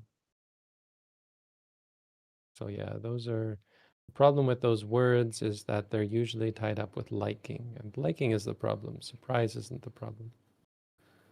But surprise can be a source of great happiness, a source of great peace, because it broadens your mind, right? If you have expectations thinking it must be like this, it must be like that, and then you see, holy, it's not like that.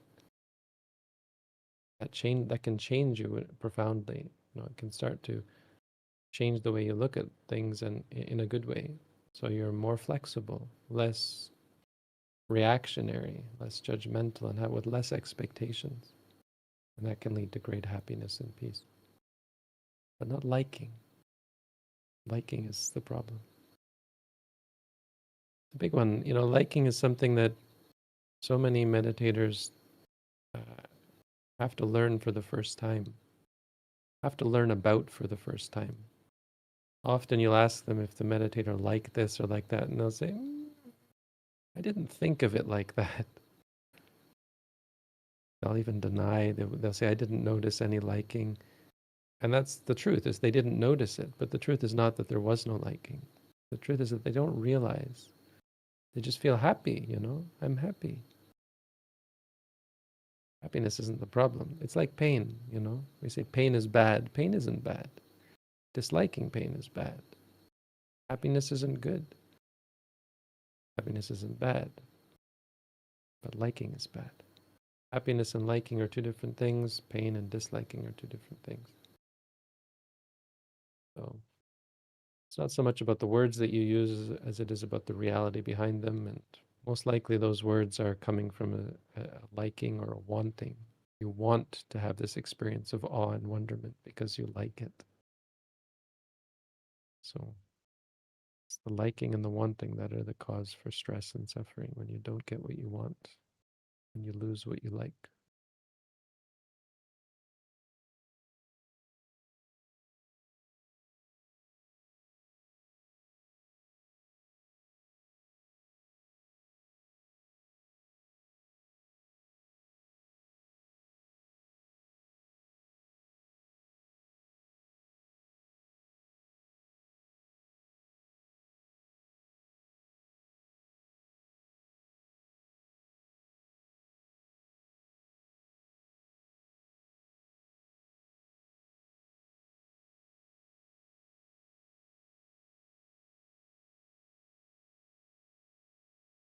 Ante, the next question.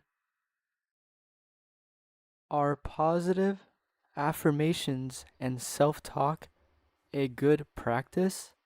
Would they fall under right speech? Or does it only strengthen the idea of quote-unquote, I am this or that?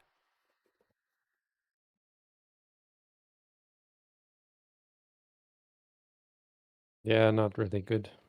Positive affirmations are, well, I'm not quite clear on exactly what you're referring to. It'd be good to have some examples, but positive affirmations, if we are, let's give examples. If a positive affirmation, by that you mean when something good happens, you appreciate that.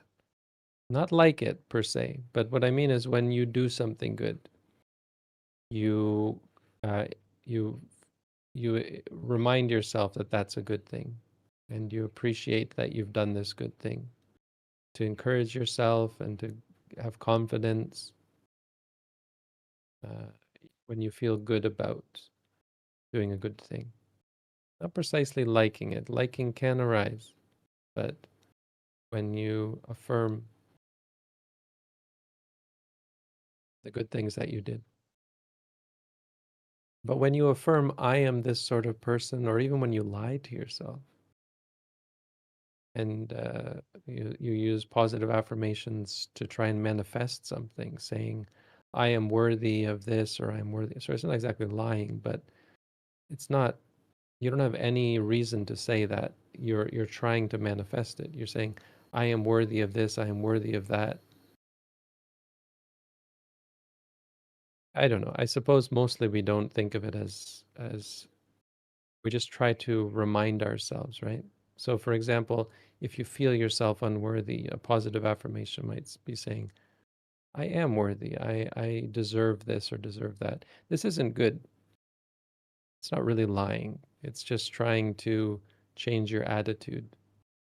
It's not good because, as you say, it reaffirms the self. So if you feel like you're unworthy of love, let's say, or unworthy of finding a partner, that sort of thing, positive affirmation could be, I believe I am worthy of love. I am worthy. This does nothing but reaffirm your sense of I and your view of self-righteousness, and the result is you start to get self-righteous and even arrogant when people threaten the object of your desire, the thing that you feel like you are worthy of now. Because it's not really reality. This is all just self. Reality is we don't deserve anything. Reality is cause and effect happens. So do good, get good. Do evil, get evil. Rather than focusing on believing you're worth something, do what it is that leads you to be worthy of this or that. I don't know what you mean by self-talk. I guess it's the similar idea of I am this, I am that. That's not Buddhism, and yeah, it's problematic because it reinforces self-view and conceit and delusion.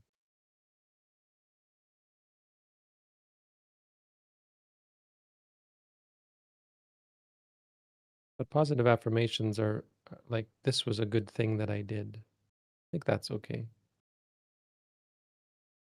But usually the better thing is to acknowledge something as good and then use it for good.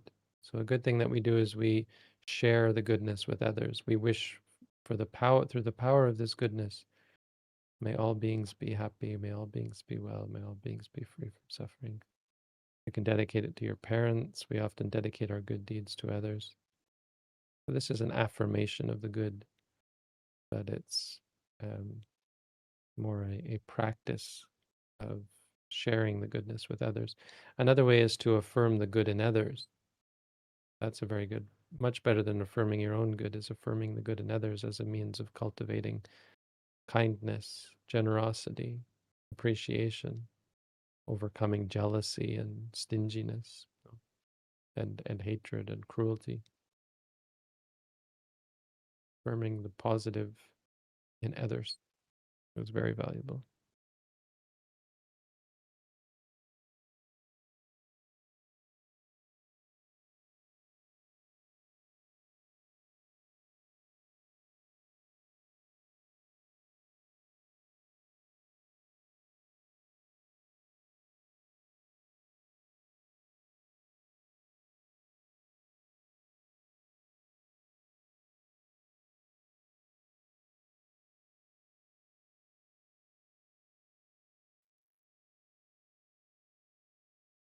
Bhante, the next question. If the two moments between cessation and arising of the mind when the body no longer exists, no matter how small the gap between the two moments is, and if one is not prepared, for example with vipassana, then isn't that particular moment extremely frightening, given there is no object to hold on to? There's no gap. There's absolutely no gap between two moments. It's not about it being small. There's always an object for the mind to hold on to. I mean, it's not so much that the mind holds on to a mind. Mind only arises based on an object. Mind and the object that the mind is aware of arise together and cease together. So it's not that the mind is scared because there's nothing. The mind is there and there's nothing to hold on to. Even fear is an object. The thought is that makes you afraid is an object. But it's not just one moment. See, when we talk about this one moment, it's not like, oh, my heart stopped, poof, I'm gone. Even after your heart stops, there can be many moments after that, before the moment of rebirth. There can be time. I mean, they even say sometimes it's many days before the mind fully gives up the body.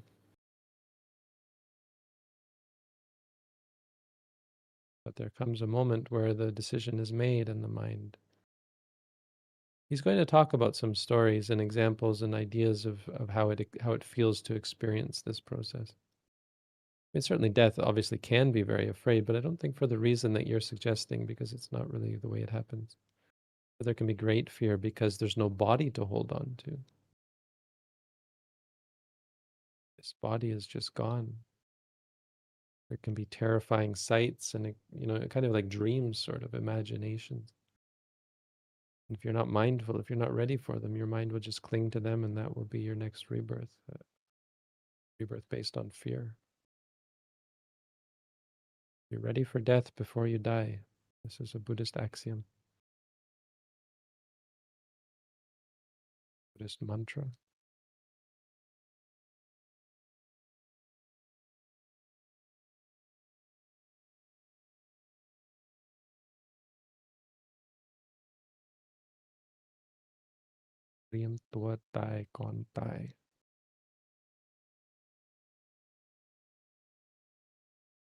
Prepare yourself for death before you die.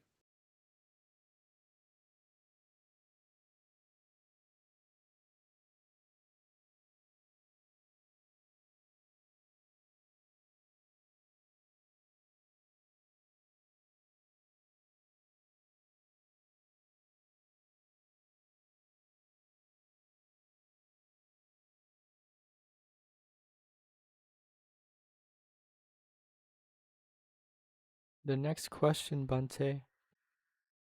When I struggle with new concepts, I cycle through anger, sadness, and wanting to quit, then feel great once I understand.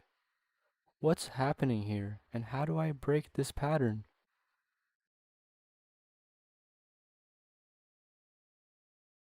Well, you don't have to break it, you just have to understand it. And not really in the way you're suggesting, like you're asking about what's happening to try and understand the mechanics of it. Really the only understanding you need is to see that none of it's worth clinging to, because that's what's happening. The mechanics of it are that you're clinging. You're clinging to the good, you're clinging to the bad. And that's how the yo-yo, the pendulum works. When we cling to the good, we also react to the bad. Swings back and forth. So when you experience something good, you should note that you like it. When you experience something bad, you should note that you dislike it. And you just note the experiences in general. This will help you see them more clearly, all of it more clearly. And you'll notice what you're doing. You'll see that, not only see what you're doing, but you'll see that it's not worth doing. You'll get tired of it. See, oh, I'm just fussing. You get tired of the whole system and you'll just stop stressing about any of it or getting excited about the good ones either. But it takes practice. I mean, this takes intensive meditation practice to really see clearly.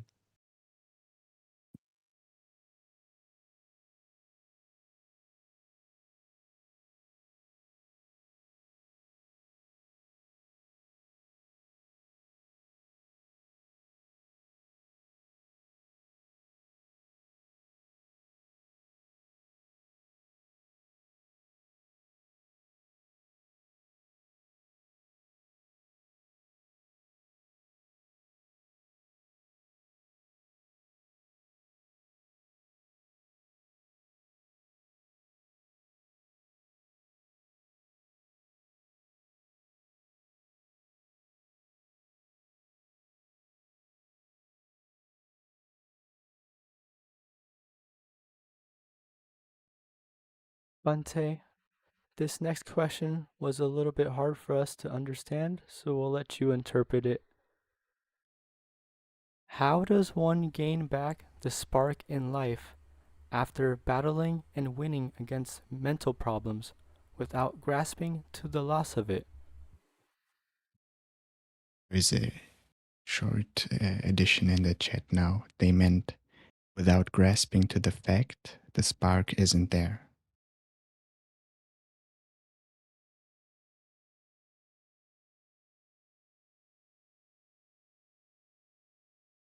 I don't know. Read our booklet on how to meditate. Try and simplify your thought process to just what you're experiencing. The booklet should explain some of the things that you might experience during your life, and it will help you face what's actually there.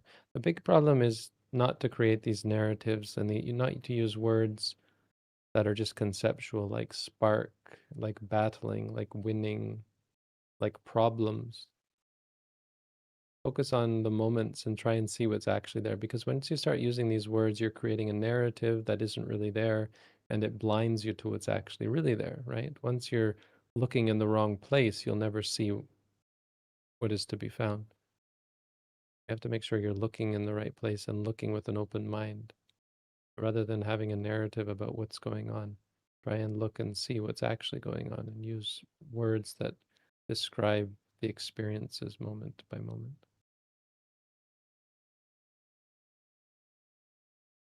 It sounds like you're just talking about craving, clinging, liking, disliking, wanting, yearning. All of these are experiences that arise and cease, and you can note them as they arise.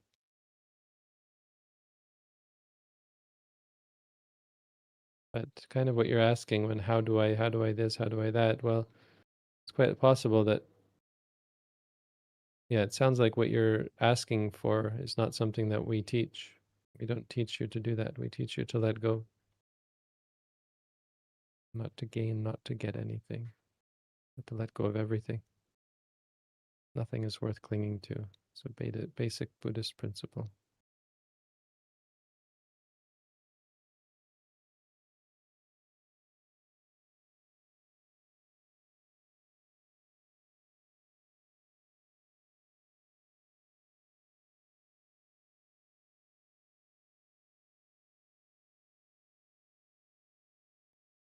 Bante, we've reached the end of our second hour, so we will stop our session there. Thank you so much for answering everyone's questions today. Well, thank you all for your questions. And as usual, to the volunteers who make this program run smoothly, those of you who are in front of the camera and the microphone, and those who are behind the scenes. Appreciate all of the good deeds that you do on this during this session. Appreciate the audience. We have a growing audience again, which is always great to see. People who are interested in good things. This is an opportunity for all of us to cultivate goodness. We have taken this opportunity, the opportunity that we were born as human beings. Not just born as human beings, but born in the time of the Buddha. Those are two incredibly rare opportunities. And we have the opportunity that we have good health, solid mind and body, allowing us to understand the Buddha's teaching, allowing us to be here and apply ourselves in this way. And finally, the most rare opportunity is that you've taken this opportunity. You have a good intention to come out, the will, the presence of mind to be interested in good things and actually intend to join in this auspicious occasion. So this will be an auspicious occasion. This occasion, like all the occasions like it, will be a big part of the growth spiritually for all of us in a good way. That good things, this is a cause for future good results, both worldly and spiritual. So through all of the goodness that we have all performed on this opportunity, all of the good that I have done and answering in any good way the questions that have been asked, I dedicate that merit, the goodness to all of you. All the goodness that you have all performed by listening, by taking part, by volunteering, by coordinating and making this happen, even just by being here, along with all of the good deeds that we have all performed in the past, in this life and in past lives, along with the greatness of the Buddha, the greatness of the Dhamma, the greatness of the Sangha. May all of this goodness come together to protect us all and guide us and support us in our cultivation. May those of you who are listening find longevity, health, happiness, and strength in this life. May you be reborn only in a good place that will allow you to continue to cultivate the teachings of the Buddha. May your minds ever be firmly fixed on cultivation of good, the eradication of evil, and the purification of the mind. May you all find the greatest peace, happiness, and freedom from suffering in the path, fruition, and nibbana. Sadhu. Sadhu. Sadhu. Sadhu. Sadhu. Sadhu.